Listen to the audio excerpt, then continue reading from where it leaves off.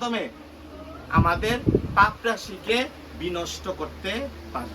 কিন্তু আমরা যতই পাপ বিনষ্ট করি আবার পুনরায় কি করি পাপ করা শুরু, যার জন্য আমাদের মঙ্গল বা আমাদের ভিতরে কৃষ্ণ প্রেমের উদয় যাদের হইছে তো হয়ে গেছে গা, কিন্তু যাদের এখনো হয় নাই তার কারণ কি, আমরা সাধুর পরশে পাপ ক্ষয়ইতাছে ঠিক আছে, কিন্তু আমরা আবার পুনরায় পাপ করা শুরু করতেছি। তার জন্য আমাদের মঙ্গলের সংখ্যাটা খুবই কম। কিন্তু শাস্ত্রে স্পষ্টভাবে বলা আছে যে সাধুর পরশ বা সাধুর বাতাস যদি কোনো রকমের পাপের গায়ে যদি লাগে তাহলে কি হয়, দেহের ভিতরে যত পাপ রাশি আছে তা সব সাথে সাথে বিনষ্ট হয়ে যায়।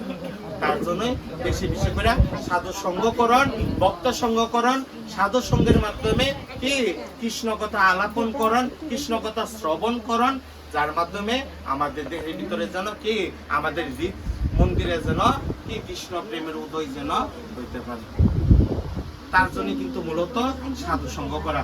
আর সাধু সঙ্গ করলে বা ভক্ত সঙ্গ করলে কি উপকার হয়, বিভিন্ন তথ্যমূলক কথা জানা যায়, ভগবান সম্পর্কে জানা যায়। এই যে গত পরশুদিন আমরা বিপদনাশিনীর বাড়িতে হরিকথা আস্বাদন করছি, তখন আমরা একটা কথা জানতে পারছি কি, আগামী রবিবার ভগবান নৃসিংহ চতুর্দশী, মানে ভগবান নৃসিংহদেবের আবির্ভাব তিথি। ওই তিথিটা আমাদের অবশ্যই পালন করা একান্তই কর্তব্য।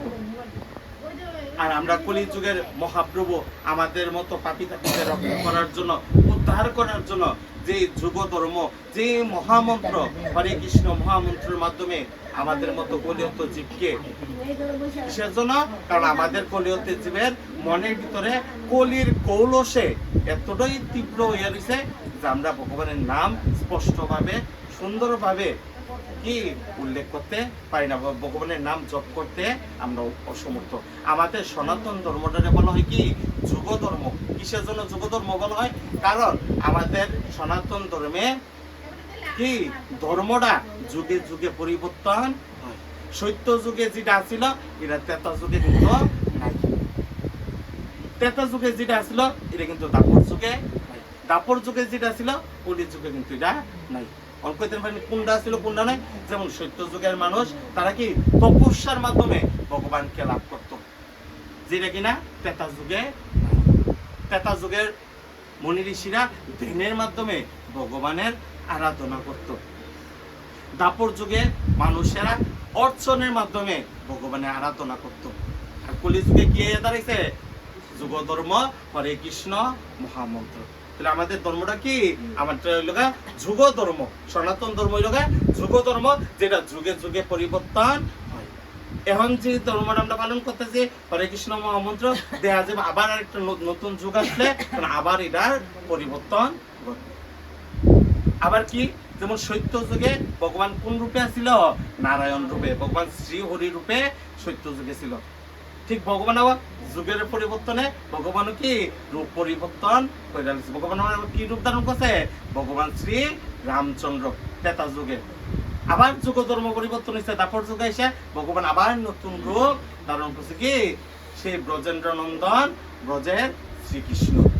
আবার এই কলি যুগে এসে আবার যুগ ধর্ম আবার পরিবর্তন হয়েছে, কি হয়েছে, কি প্রথম বাল্যলীলাতে সেই নিমাই, আবার গৌর, আবার তিনি কিসে শ্রীকৃষ্ণ চৈতন্য মহাপ্রভু।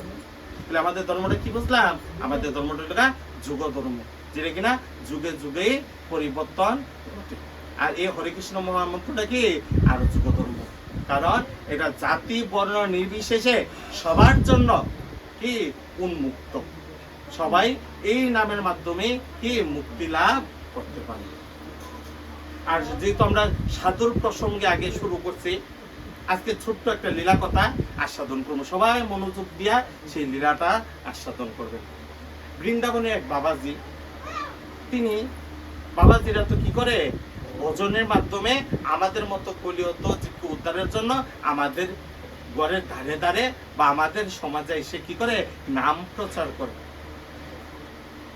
আমরা কই তাদেরকে গিয়ে দর্শন করবো, কিন্তু তারা কি করে আমাদের মতো পাপী তাপীদেরকে উদ্ধার করার জন্য তারা এসে উল্টো আমাদেরকে দর্শন দিয়া যায়।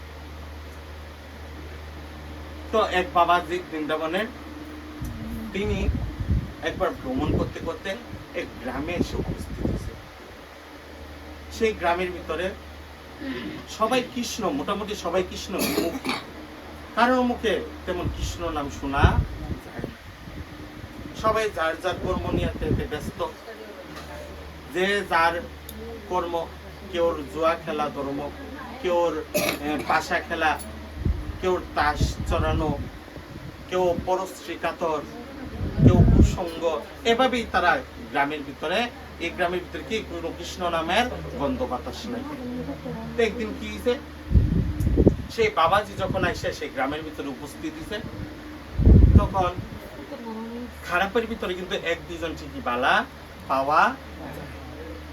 ঠিক কয়েকজন মিল্লা তারা কি করছে, সপ্তাহ ব্যাপী ভাগবত কথার আয়োজন করছে।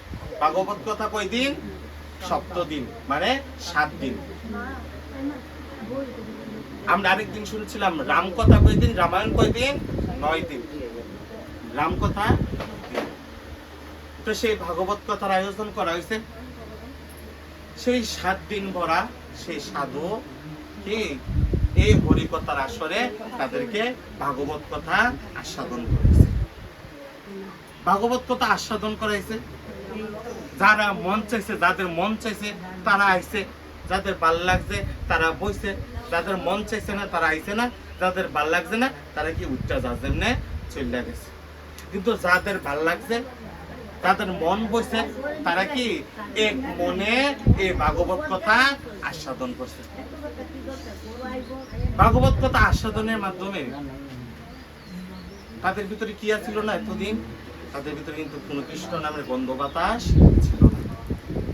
কিন্তু আজকে সাধুর মুখে হরি কথা শোনার মাধ্যমে তাদের ভিতরে আস্তে আস্তে যেমন কৃষ্ণ প্রেমের উদয় হয়েছে। সেই কৃষ্ণ প্রেমে উদয় এতটাই হয়েছে, যখন এই ভাগবত কথার 7 দিবসের বিশ্রাম যখন হইয়া গেছে, তখন যখন বাবাজি বিদায় নিয়ে চলে যাবে ওই গ্রাম থেকে, তো সেই বাবাজি কি করছে, এই বাবাজিরে বিদায় দেওয়ার জন্য সেই গ্রামের কয়েকজন ভক্ত এসে উপস্থিত হয়েছে। কারণ এতদিন তিনি সবাইরে ভাগবত কথা শোনাইছে, সবার ভিতরে কৃষ্ণ প্রেমের উদয় ঘটাইছে। তো সবাইরই কি বাবাজির প্রতি একটা আলাদা নিষ্ঠা, আলাদা একটা ভক্তি, সেই ভক্তির কারণে সেই বাবাজির চরণের কাছে কয়েকজন ভক্ত এসে উপস্থিত হয়েছে। কয়েকজন ভক্ত এসে উপস্থিত হয়েছে।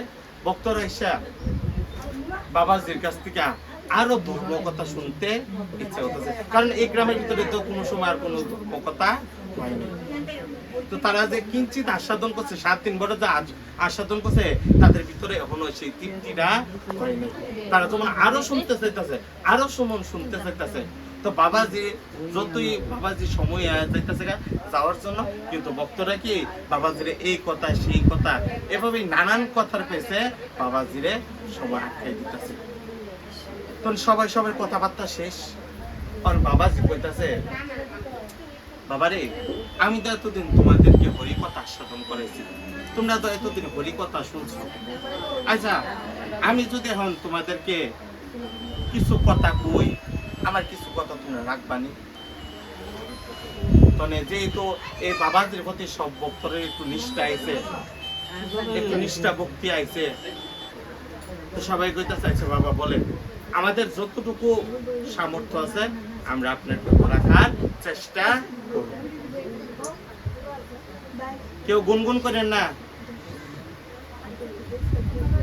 তখন সেই বাবাজি কইতেছে, তোমরা আমার কাছে কথা দাও যে তোমরা আমার কথা একটা রাখবা। তখন সবাই কইতেছে, ঠিক আছে বাবা, আপনি কি বলবেন বলেন, আমরা রাখবো আপনার কথা। আচ্ছা ঠিক আছে, তোমরা তো আমাকে বিদায় দিতে আইছো, আমি যেহেতু তোমাদেরকে এতদিন হরিকথা আস্বাদন করাইছি, তো তার বিনিময়ে তো আমাকে কিছু দিতে হইবে। আমার কি কোনো দান দক্ষিণা করার দরকার নেই, কিন্তু তোমরা যদি আমার কিছু কথা রাখো, এইটা আমি কি মনে করবো, আমার দক্ষিণা মনে করবো। আচ্ছা ঠিক আছে বাবা, আপনি বলেন আপনি কি চান। তখন কইতাছে, আচ্ছা বাবা, আমি তো তোমাদেরকে এতদিন 7 দিবস হরিকথা আস্বাদন করাইছি, তো ভগবানের কথা শুনছো।